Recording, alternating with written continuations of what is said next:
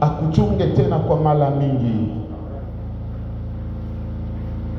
Quel que soit le prix du carburant, ingawa bei ya mafuta ya moteur, j'étais surpris quand j'ai vu 1 litre de carburant 8000 francs aujourd'hui.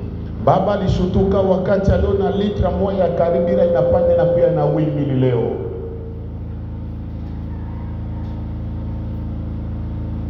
Et si vous voyez une personne quitter, rouler le véhicule comme Sœur Mamie a fait aujourd'hui, c'est-à-dire qu'il avait déjà le carburant dans son véhicule. Kama munona mtu anatembeza gari siku ya leo, ni kusema alikuwa deja na essence kupitia zamani. Parce que c'est depuis hier que les crises de carburant se fait sentir dans cette province. Ni kutoka jana ile msiba wa kuposa karibira ilifanyika ndani ya mji. Mais je dis merci à tous ceux qui sont venus ce matin. Baba nasema asante kwa wale bote banakaribia pa asubuhi.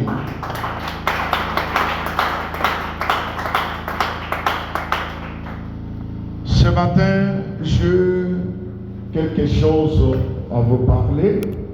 Baba nakuwa na kitu kimwa tasemezea asubuhi ya leo.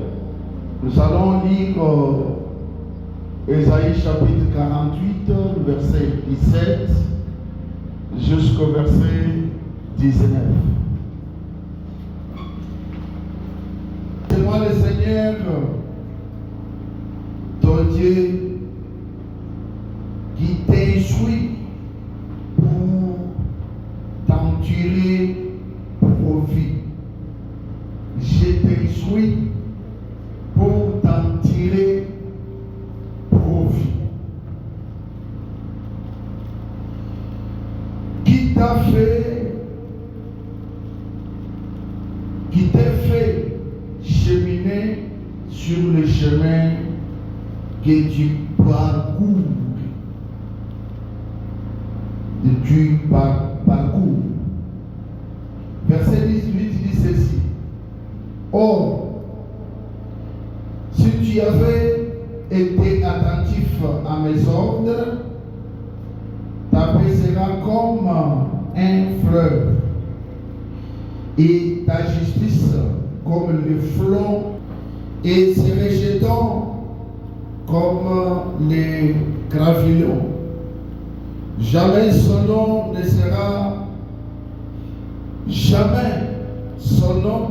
ne sera devant moi, ni retranché, ni extirpé.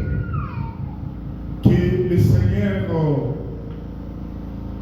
bénisse l'écriture de la parole de ce matin. Amen. Prenez ta place. Munaweza kuketi.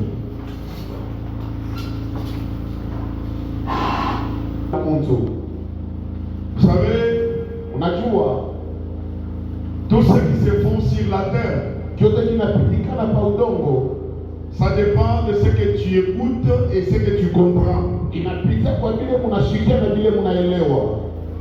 Si tu as mal compris les choses, Kama unashikia vitu mubaya, tu vas encore mal appliquer.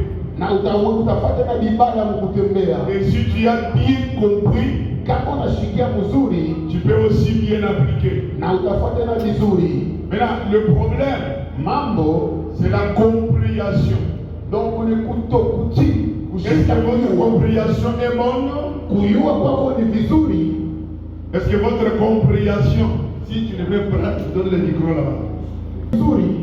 Parce que la manière dont que vous écoutez les choses, Jinsi Mungu nasikiliza vitu, si la manière d'écouter, vous êtes posé, jinsi ya kufuata kama uplikana, et votre façon aussi d'appliquer sera aussi posée. na jinsi ya kuweka tena mambo itakuwa tena yaplikana. La difficulté que nous avons dans nos foyers, dans l'église, que ce soit pour mieux arriver là où je pense pour vous. Baba atasemeza kitu kimoja lazima sana, ananilomba lazima mulichomeke tu mufike kusikiliza kile baba atasema, itakuwa tena vizuri pa maisha. maisha yenu. Ici le verset 17 dit, Mstari wa 17 inasema, ainsi parle le Seigneur qui t'a racheté. wa milele Mungu anasema, ule Mungu alikukomboa.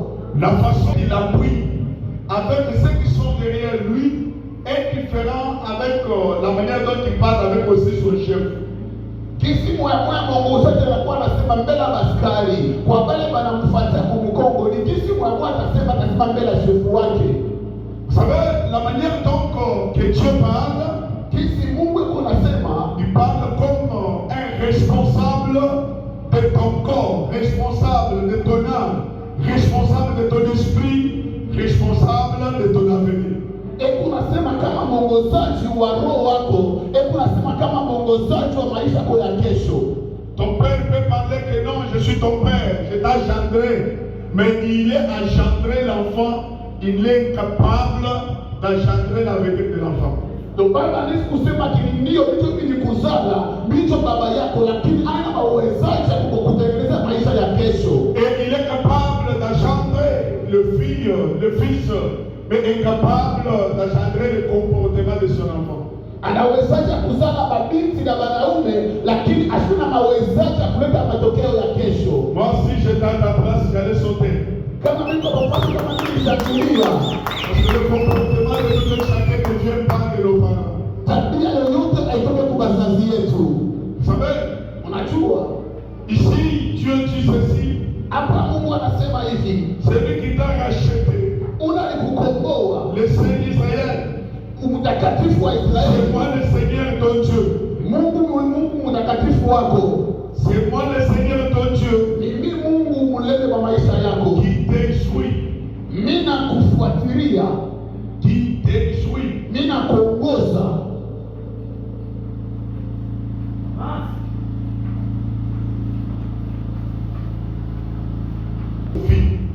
Njoo upate mkufika mvizuri.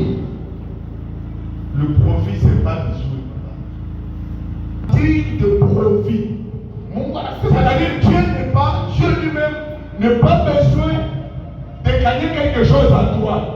Mais ce que lui dit, c'est ce que toi tu vas tirer de profit. Votre intérêt, en bref. Dieu ne parle pas pour flatter. Dieu ne parle pas pour te maudire. Dieu ne parle pas pour gagner quoi que ce soit. Mais la manière que l'Éternel parle, c'est pour que t'en tues de profit. Kisi Mungu kunasema siseme njia kukulani, asiseme njia kudanganya, hapana. Mungu kunasema nijue neema. Maintenant il dit ceci. Sasa anasema hivi. Le verset que je lis, c'est pas Louis II. Parce que Louis II, ce sont des termes anciens. Mais les choses évoluent, les choses avancent, n'est-ce pas? Moi je lis le français courant, le français pour notre âge. C'est-à-dire français depuis 21e siècle. C'est ce que moi j'ai lu.